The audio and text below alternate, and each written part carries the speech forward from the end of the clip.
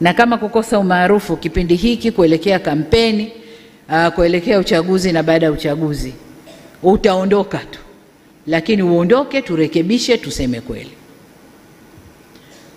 Taasisi zetu za dini, tunasema Tanzania haina dini, si ndio?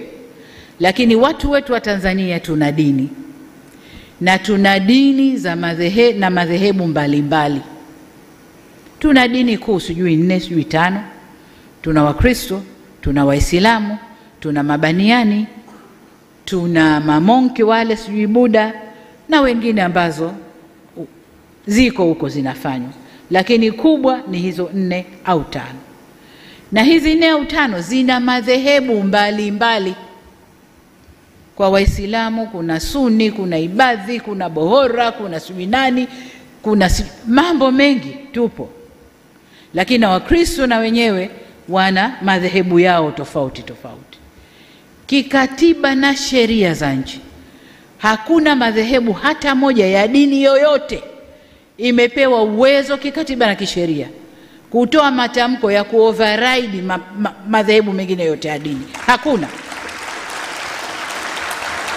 Hakuna. Wasitokeze watu wakajibebesha hilo. Siku zote nasema Tanzania hii haina mwenyewe, wenyewe ni sote.